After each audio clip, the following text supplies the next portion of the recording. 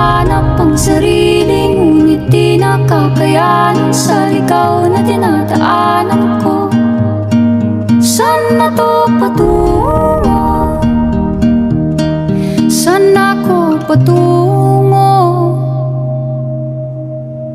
Dahan-dahan nating simulan muli ang paghakbang. Dahan-dahan tumingin sa salamin upang makita ang ating